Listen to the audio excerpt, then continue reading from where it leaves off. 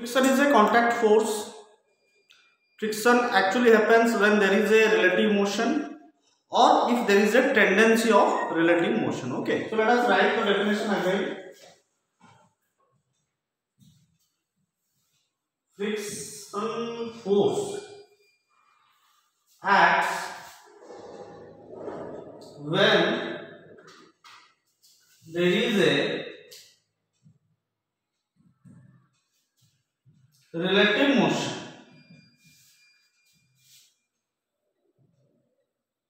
or else you can say if there is a tendency of relative motion. If there is tendency of relative motion. Now we will classify the friction. Okay.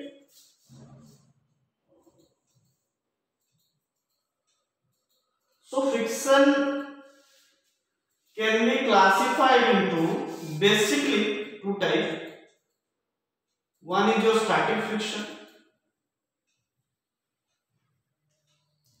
where we will use the symbol for static friction like this. We will use F, put S. Then for kinetic friction, another friction is kinetic friction, and here we will use the symbol F K. So here F K is kinetic friction and Fs is static friction. We will see one by one. Okay, note it.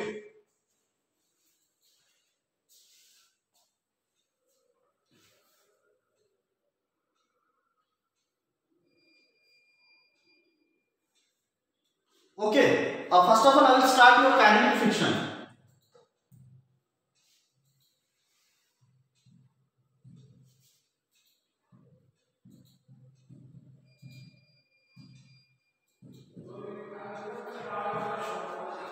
The symbol I will take for kinetic friction is Fk. So what I will write here actually, when there is actual motion between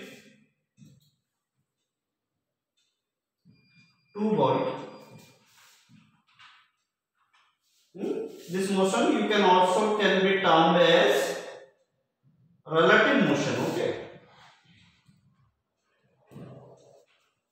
when there is actual motion between two bodies, or you can say this motion is relative motion, then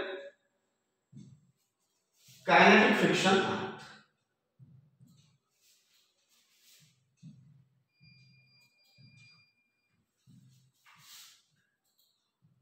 This means right now the body is in motion. Body already in motion. Body, yeah, you can write bodies, more than two. Body already in motion. Well, this is a constant force. You can write Fk equal to a constant force.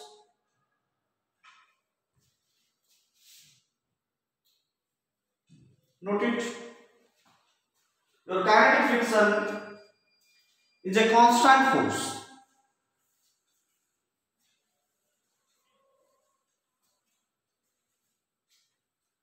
Okay.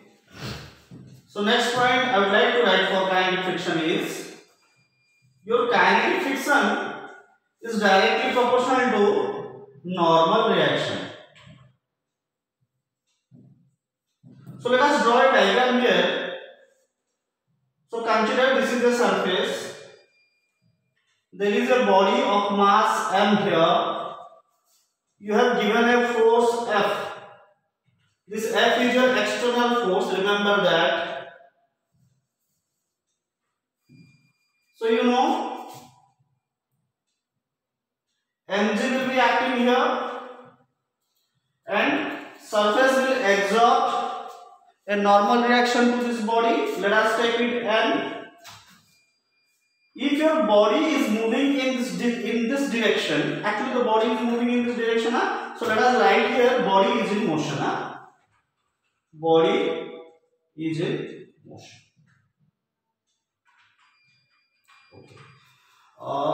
let us say the acceleration is in this direction. Okay. So this body is moving right side direction and the acceleration is also in right side direction. Now, so the body already in motion. So now here the kinetic friction act. Kinetic friction acts on the opposite direction of the motion of the body. And this kinetic friction is directly proportional to the normal reaction. Okay. So you can also write Fk proportional to normal. Note it down. More 2 points will add here. We'll see 2 more points here.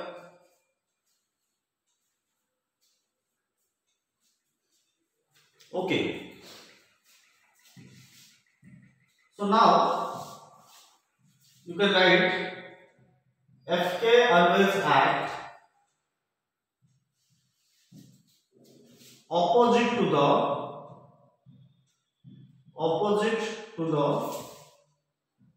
direction of motion of body. Okay. We know, हमें पता है कि ये जो Fk होता है ना वो नॉर्मल रिएक्शन को डायरेक्टली प्रोपोर्शनल होता है. मतलब तुम्हारा नॉर्मल रिएक्शन जितना ज्यादा होगा तुम्हारा फ्रिक्शन उतना ज्यादा. ओके. ये चीज थोड़ा साइड में लिख लो कि तुम्हारा नॉर्मल रिएक्शन जितना ज्यादा होगा फ्रिक्शन भी तुम्हारा उतना ज्यादा होगा क्योंकि ये डायरेक्टली प्रोपोर्शनल. ओके. सो अगर प्रोपोर्शनलिटी हटाऊंगा यहाँ से, अगर मैंने यहाँ से प्रोपोर्शनलिटी हटा दिया तो तुम्हारा आ जाएगा क्या कांस्टेंट. और वो कांस्टेंट को मैं यहाँ पे लिखूंगा म्यू के. So this is a very good formula for your kinetic friction. Note it down. I will write next what is mu के, व्हाट इज एफ के एंड व्हाट इज एम. तो मैंने यहां से प्रोपोर्शनलिटी हटा लिया. जब मैंने प्रोपोर्शनलिटी हटा लिया यहां से तो तुम्हारा एक कांस्टेंट आ गया, जो कांस्टेंट को हमने यहाँ पे लिख लिए हैं म्यू के करके. ओके. तो अब थोड़ा म्यू के बारे में हम डिस्कशन करेंगे, ये चीज होता क्या है एक्चुअली. ओके. चलो. सो हमारे पास फॉर्मूला आ चुका है Fk इक्वल टू म्यू के इंटू एम. तो ये तो पता है तुम्हें, ये क्या है काइनेटिक फ्रिक्शन है. अच्छा ये क्या है ध्यान दो थोड़ा, इसको बोलते हैं हम coefficient of friction. Coefficient of friction. और ये एक प्रोपोर्शनलिटी कांस्टेंट है, ये यूनिवर्सल नहीं है, ये प्रोपोर्शनलिटी कांस्टेंट. और तुम्हें अब तक पता चल गया होगा कि n जो है वो है तुम्हारा नॉर्मल रिएक्शन. अच्छा, तो थोड़ा मैं यहां से म्यू के क्या फॉर्मूला लिखूं. म्यू के क्या हो जाएगा कि n इस तरफ जाके डिवाइड हो जाएगा ना. So I can write Fk upon n. So somebody will ask you, if in your exam the question will come, what is the coefficient of kinetic friction? You can write it is the ratio between kinetic friction to the normal reaction. So what is the definition for coefficient of okay. This one you can write kinetic friction. Whole thing you write. पूरा line लिख लो. Coefficient of kinetic friction. Okay. So I'll write here kinetic friction का मैं coefficient of kinetic friction इसका मैं definition लिख रहा हूँ यहाँ पे. It is the ratio between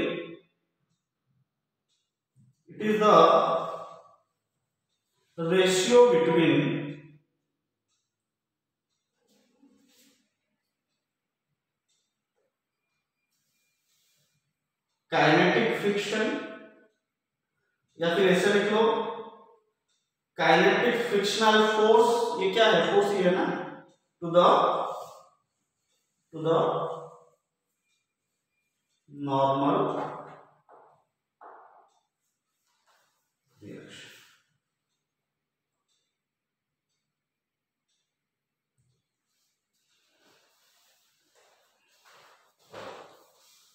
Okay, so your coefficient of kinetic friction is, it is the ratio between kinetic frictional force to the normal direction.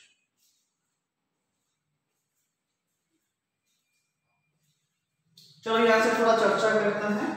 मान लो तुम्हारा नॉर्मल रिएक्शन बहुत ज्यादा हो रहा है, मान लो, तो यहां से देख सकते हो कोएफिशिएंट ऑफ काइनेटिक फ्रिक्शन बहुत कम होगा, क्योंकि डिनोमिनेटर में जो ज्यादा होता है यहाँ पे वो उतना कम हो जाता है। इसका मतलब क्या है एक्चुअली, इसका थोड़ा मैं फील दे देता हूँ। ये इंडिकेट करता है, ये जो कोएफिशिएंट फ्रिक्शन या फिर coefficient of kinetic friction indicate करता है कि तुम्हारा सरफेस कितना रफ है या फिर कितना स्मूथ है।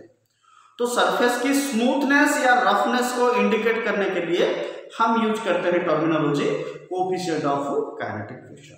म्यू क्यू का वैल्यू जितना ज्यादा होगा उसका मतलब है वो सरफेस उतना रफ है, और म्यू क्यू का वैल्यू जितना कम होगा उसका मतलब ये है कि वो सरफेस उतना स्मूथ है।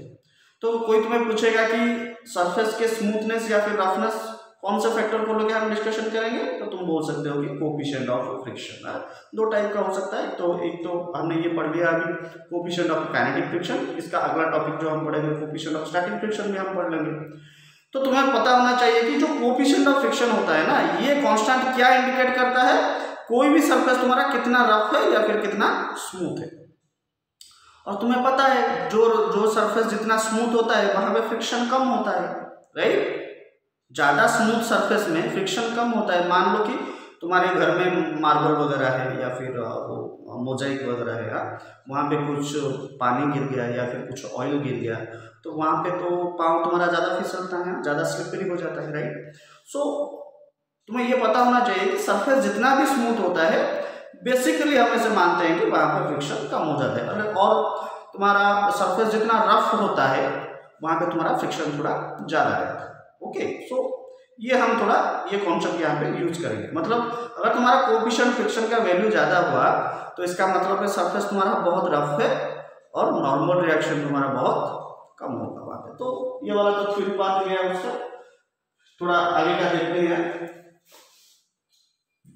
जैसे कि हम ये पॉइंट लिख के करते हैं, म्यू के डिसाइड्स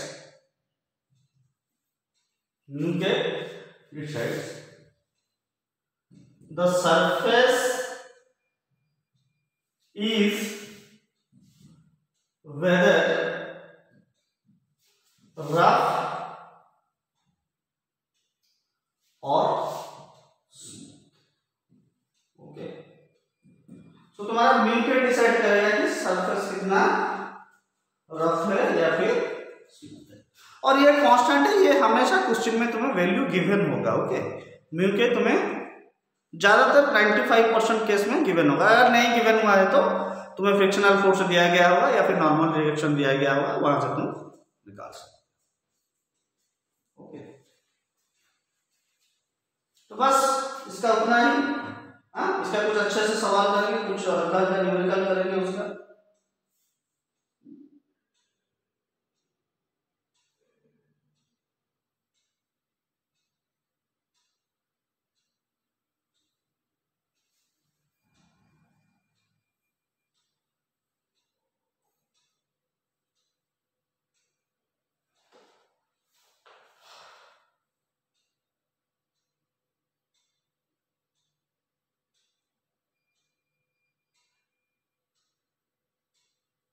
तो चलो एक सवाल करते हैं। चलो काइनेटिक फ्रिक्शन के ऊपर एक सवाल। मान लो तुम्हारे पास एक ब्लॉक है, ये एक सवाल है जिसका मास तुम्हें गिवन है 4 kg, और हमने उसको 10 न्यूटन का एक्सटर्नल फोर्स दे दिया। ओके, और ये बॉडी का एक्सेलरेशन इस तरह है, मतलब बॉडी मोशन में। ओके, पूछ रहा है क्वेश्चन, फाइंड फ्रिक्शनल फोर्स। एक तो फ्रिक्शन निकालो, और जो दूसरा पॉइंट है वो पूछ रहा है कि फाइंड एक्सेलरेशन ऑफ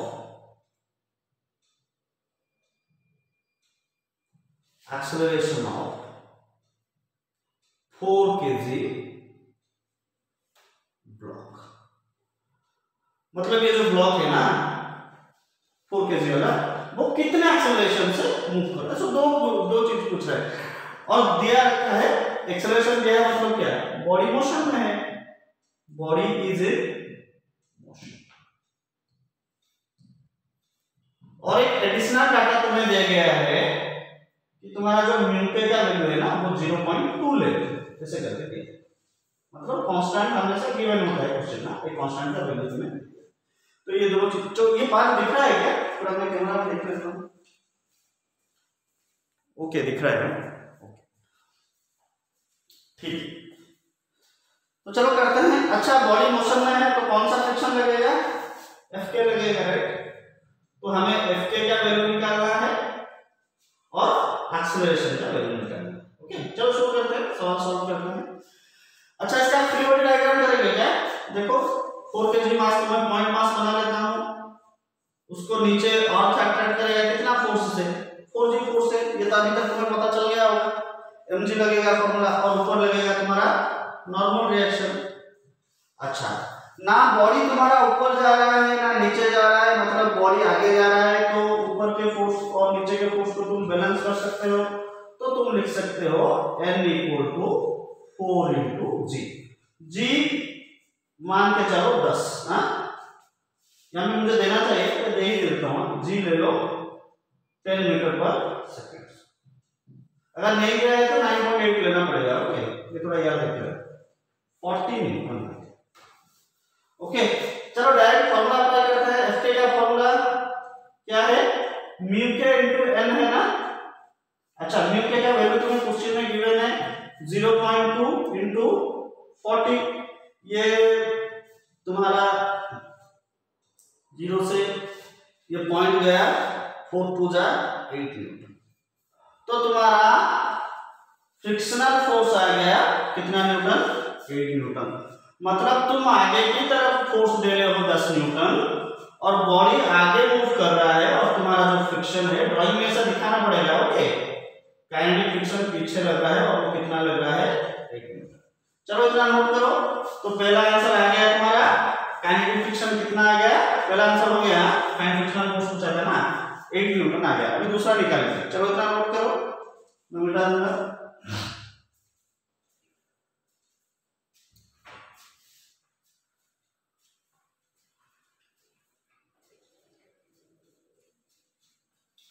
हो गया क्या।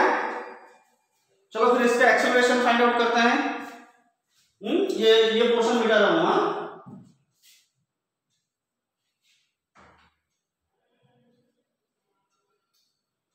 चलो, तो यहाँ पे हम क्लियरली देख सकते हैं कि बॉडी तुम्हारा हॉरिजॉन्टल डायरेक्शन में मोशन कर रहा है। तो हमें यहाँ क्या करना है, नेट फोर्स देखना है। What is your Newton second law, F net = mass multiply with acceleration. So what is your F net here, horizontal direction में टोटल फोर्स देख लो। यहाँ पे तुम्हारा एक फोर्स है 10 न्यूटन, दूसरा फोर्स है 8 न्यूटन। सो जो फोर्स तुम्हारा एक्सेलरेशन के डायरेक्शन में है उसको पॉजिटिव मान लो। सो ये हो गया 10, और ये वाले फोर्स को जो कि एक्सेलरेशन के ऑपोजिट में है उसको नेगेटिव मान लो, वो हो गया -8।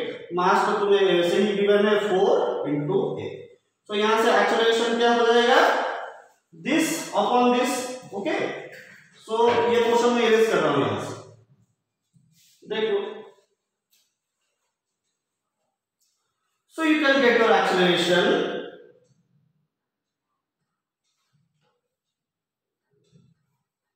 .5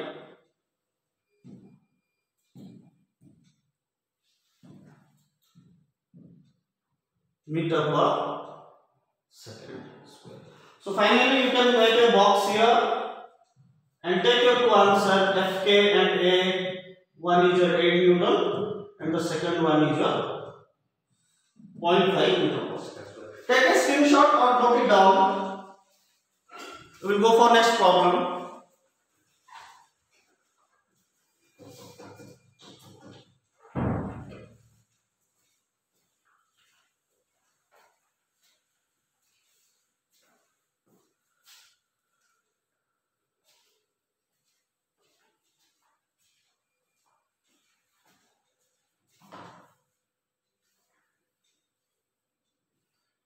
और एक सवाल देखेंगे हम, थोड़ा प्रॉब्लम का लेवल बढ़ाएंगे।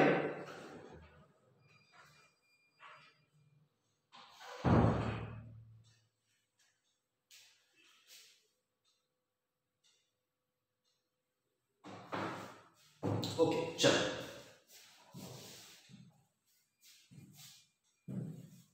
तो यहां पे सरफेस है।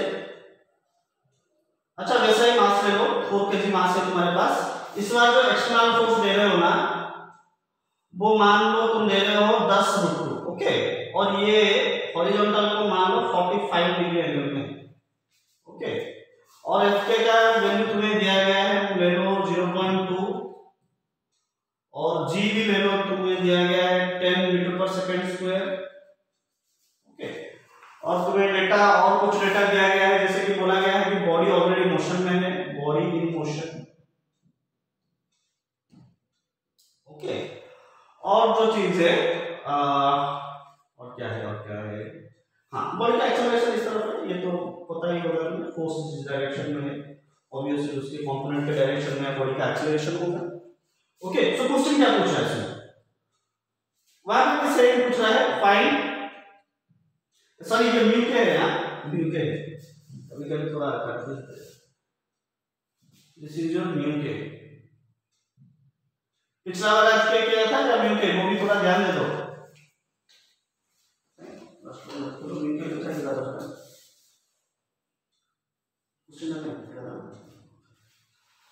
ओके। सो पूछ रहा है फाइंड एफ के, फ्रिक्शनल फोर्स कितना है। दूसरा पूछ रहा है फाइंड एक्सेलरेशन, एक्सेलरेशन भी निकालो। और तीसरा पूछ रहा है फाइंड, मुझे तो लगता है कि ये तुम्हें खुद ट्राई करना चाहिए, थोड़ा देख लो क्वेश्चन को, नहीं तो मैं अभी सॉल्व करूंगा उसे।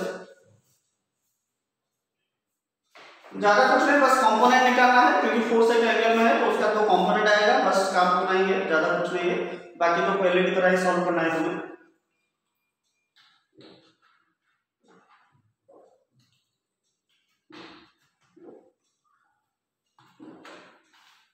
तो चलो मैं सॉल्व करूं, चलो ठीक है, ओके।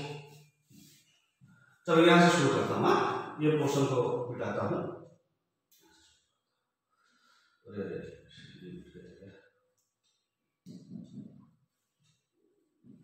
ओके देखो, पहले फ्री बॉडी डायग्राम बना लेता हूं यहां से।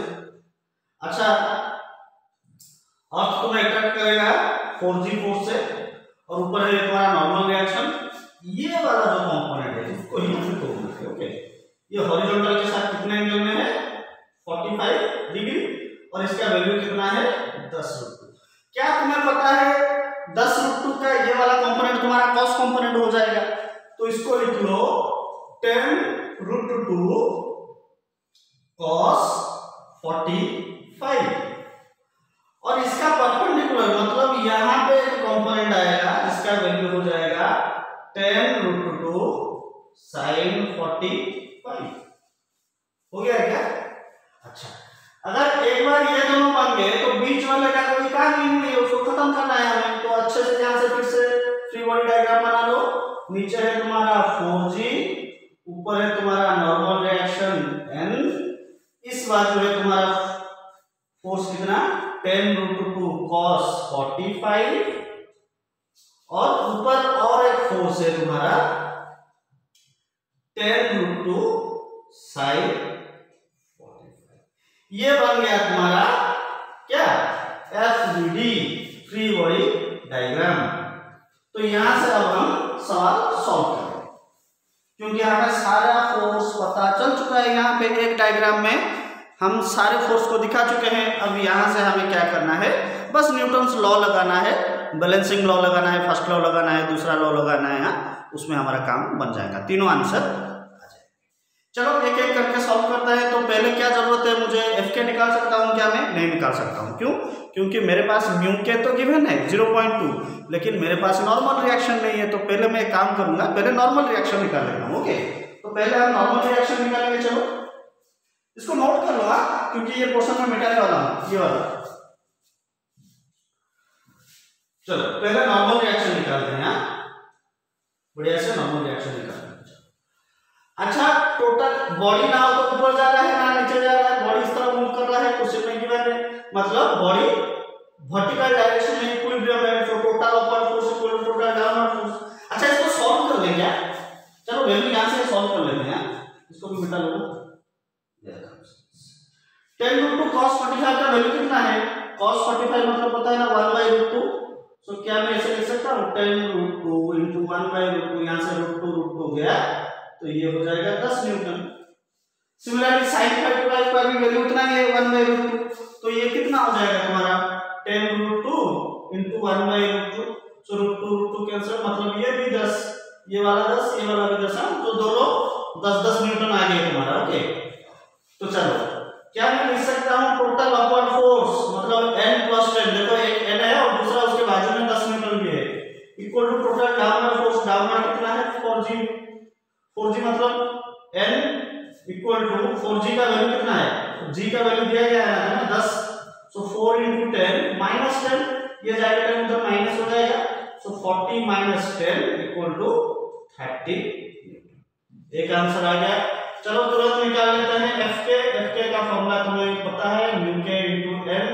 0.2 दिया गया है ना क्वेश्चन में, ये हो गया 30, सो एक कैंसर, ये हो जाएगा तुम्हारा कितना 6 न्यूटन, मतलब पीछे फोर्स लग रहा है कितना 6 न्यूटन, और आगे की तरफ फोर्स कितना लग रहा है 10 न्यूटन।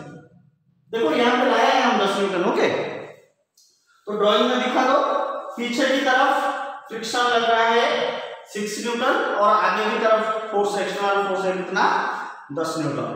तो एक्सेलरेशन देखो, नॉर्मल रिएक्शन हो गया, एफ के हो गया, सो एक्सेलरेशन कैसे निकालेंगे? फॉर्मूला क्या है तुम्हारा F net equal to ma।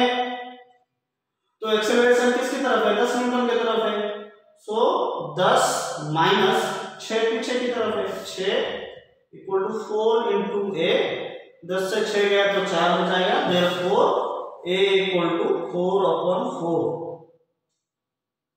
कितना 1 मीटर/सेकंड। कैलकुलेशन थोड़ा चेक कर लो, सही है या फिर गलत है, थोड़ा ऊपर से नीचे पूरा चेक कर लो, शायद मेरा गलत भी हो सकता है, तो तुम लोग हमेशा क्रॉस चेक करते रहना।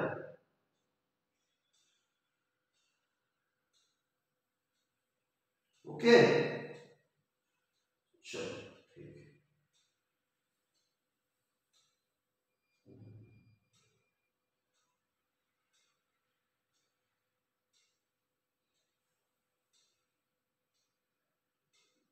हो गया क्या?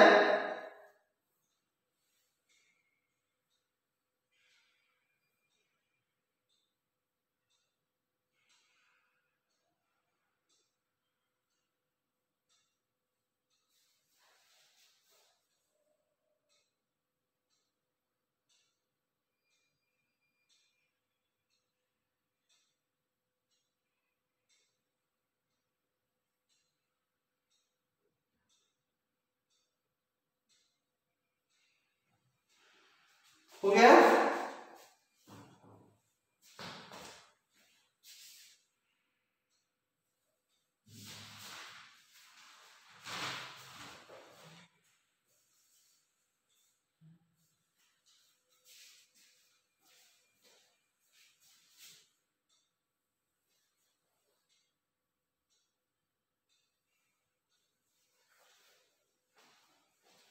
ओके, चलो और एक सवाल करते हैं।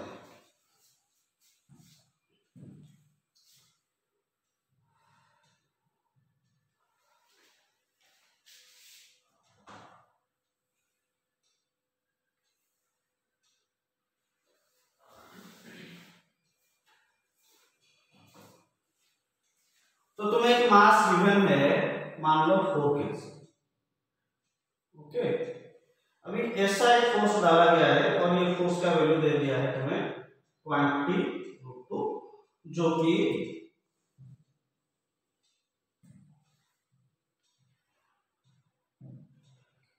तुम्हारा ये हॉरिजॉन्टल से 45 डिग्री एंगल। ओके, तो यहाँ पे तुम्हें कुछ डेटा गिवन है, बॉडी ऐसे मूव कर रहा है, एक्सेलरेशन इस तरफ है, कुछ डेटा तुम्हें दिया गया है, जैसे कि मान लो जी तुम ले लो 10 मीटर पर सेकंड स्क्वायर ले लो।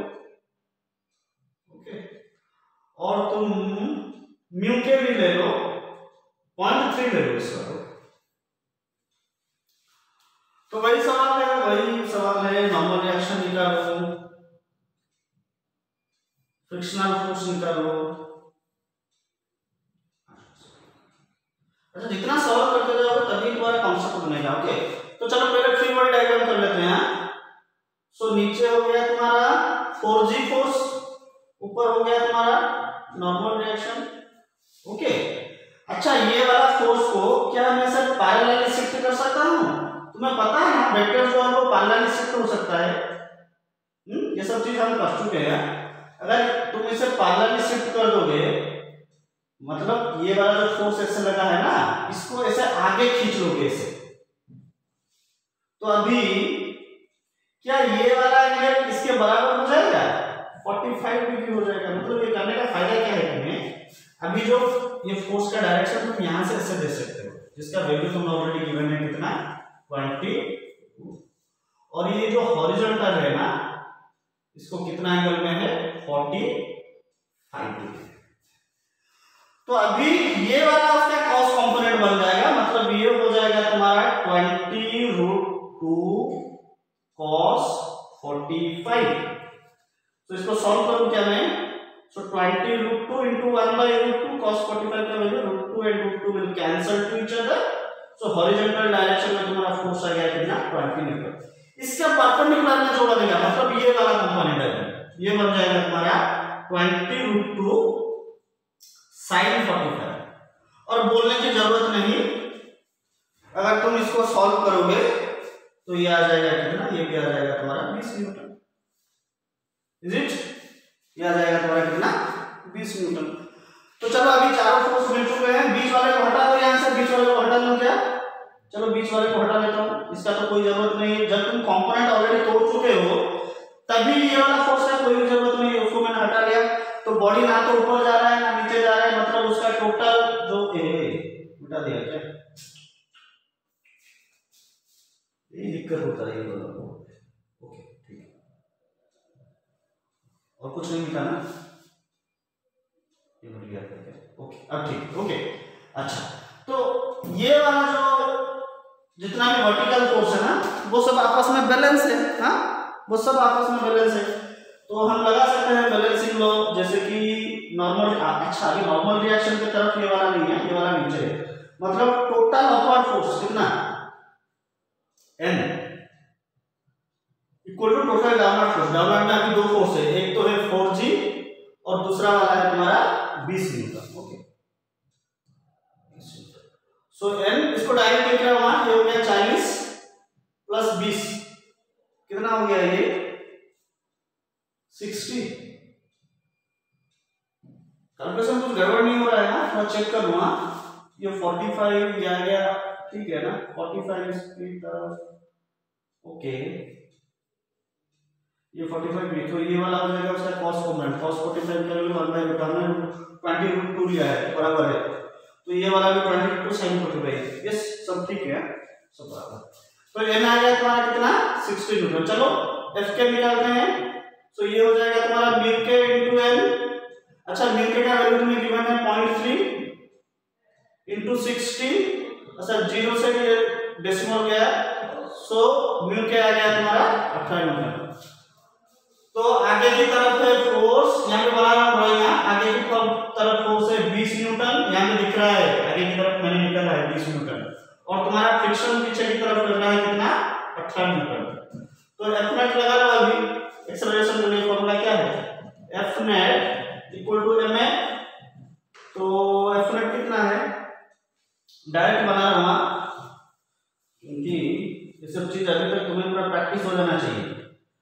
सो एफ नेट मतलब कितना हो जाएगा 20 माइनस 18, मतलब आगे की तरफ 20 है, पीछे की तरफ 18 है, इक्वल टू 4 इंटू ए। तो 20 से 18 जाए तो 2, सो ए आ जाएगा तुम्हारा 2/4 0.5 मीटर पर second square, and that is what your answer. चाहे तो बॉक्स बना लो पूरा तीनों के लिए, बॉक्स ही बना लो।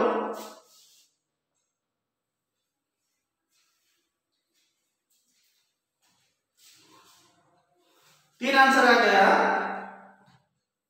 नॉर्मल रिएक्शन आ गया 60 न्यूटन, तुम्हारा काइनेटिक फ्रिक्शन आ गया 18 न्यूटन, और फाइनली तुम्हारा एक्सेलरेशन आ गया 0.5 मीटर पर सेकेंड।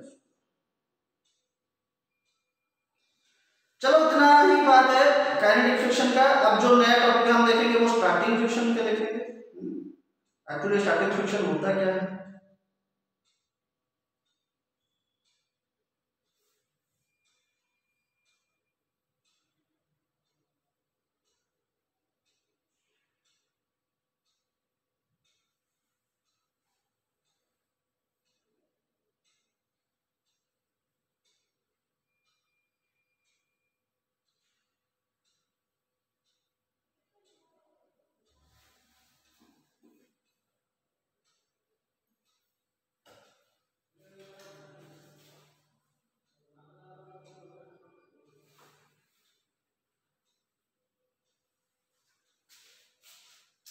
हो गया?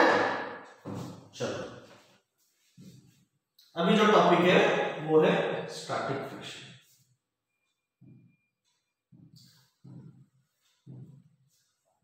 अच्छा, तो स्टैटिक फ्रिक्शन को हम सिंबल ले लेंगे। चलो इसके बारे में कुछ थ्योरी लिखते हैं, जैसे कि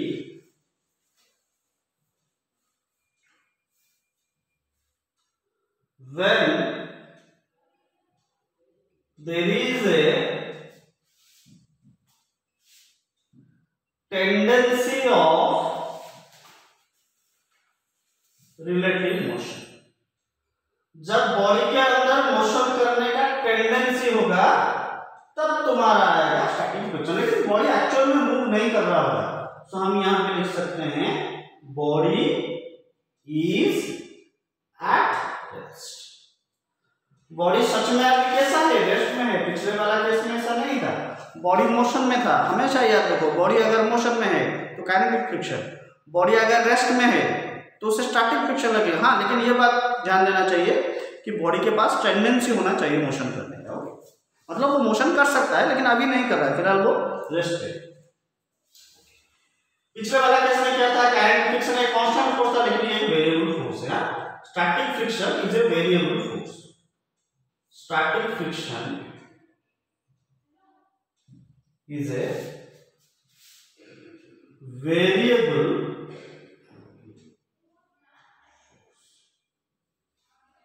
या फिर इसका दूसरा एक नाम है, उसको हम बोलते हैं self adjusting force. Self adjusting, ये हमेशा एक्सटर्नल अप्लाइड फोर्स को एडजस्ट करता रहता है। इट इज ऑलवेज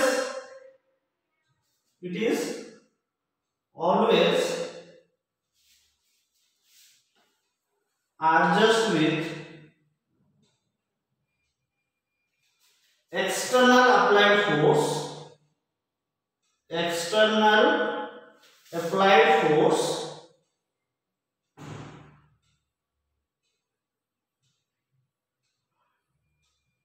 within, मतलब इसका भी एक लिमिट है, within limiting friction, within limiting friction।